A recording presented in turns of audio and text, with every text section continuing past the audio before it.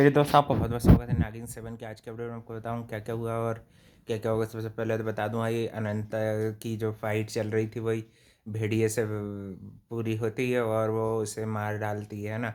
Last week जो fight रुक गई थी ना वही कंप्लीट होती है। और फिर आर्यमन और जी फिर ये रवीश जो था ना, आर्यमन का ब्रदर, उसके भी भाई सीक्रेट खुल जाता है। यानी कि वो जो घटिया हरकत है वो मिनिस्टर की वाइफ के साथ भी करने वाला रहता है।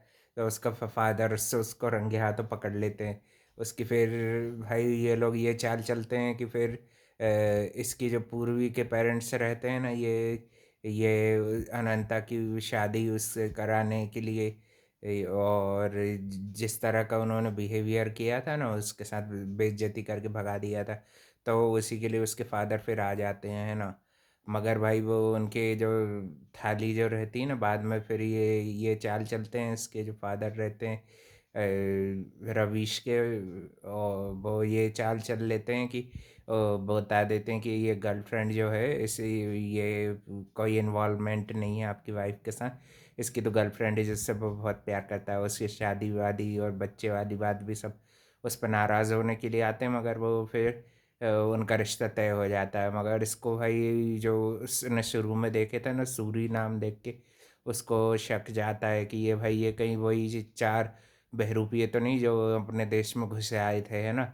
बिना बताए जो घुसे आए थे, और ये वो चार टेररिस्ट तो नहीं है। ये अवंतिका के फादर को अनंता के फादर को लगता है ना।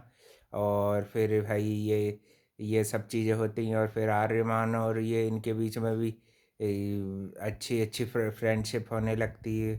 और वो भी कुछ कुछ चीज़ों में उसकी जो असिस्टेंट रहती है ना, रोमा, उसको भाई ये बाथरूम में बंद कर देती है। ये जो उत्तरा और इसके साथ भरनी रहती हैं ना, ये दोनों क्योंकि प्रोटेक्ट कर रही रहती हैं और थोड़ी बहुत नागिन्स की स्टोरी सुनाती हैं आर्यमान सर को इसको बताने के लिए, है ना। और फिर आर्यमान भी कई भी भाई ज़िंदगी से जुड़ा कुछ राज है भाई, तो बस शादी से बिल्कुल उसका मन उठ चुका है। शादी प्यार इसको कुछ नहीं मानता। फिर उसकी एक पलकों का बाल भी गिर जाता है, तो भाई फिर यही जो रहती है अपनी ये अनंता, ये उसको फिर फूक फूक फूक करवा देती है ना। और फिर अंत में भाई रवीश, और इस रवीश को भी भाई वो वार्न करता है जो पर ये इसका डैड रहता है ना, तो वो उसको वो भी इसको वार्न करता है अपनी हरकतें सुधारने की बोलता है। और आर्यमान करण ये सब इनके इनके बच्चे हैं, है ना। अरमान करण और ये सब ये चारों बदमाशों के बच्चे हैं ना। और यहाँ पे शैलेश माथुर भी आते हुए दिख रहे थे इस महासपेरा। वो भी वो नागिन को हंट करने के लिए आए हैं और शादी वादी इनकी होगी। अब देखो, तो बोलते हैं इन लोगों को शायद आइडेंटिटी का पता चल जाएगा कि यही भाई जो अनंत कुल की नागिन यही है। तो शायद हो सकता है कि शादी के बाद भाई कुछ ना कुछ कांड जरूर होता है नागिन में। शादी कभी भी हैप्पी एंडिंग पे जाती नहीं है। शादी में ही सबसे बड़े बड़े ट्विस्ट हाथ से होते हैं, तो वही कल होने वाला है। और अब देखते हैं आर्यमान और इसके अनंता के बीच में भी क्या क्या चीज़ें इस बूम अप होती है, और कैसे वो फिर वो अपने अटैक के बारे में भी अपने दोस्तों से डिस्कस करते हैं, है ना।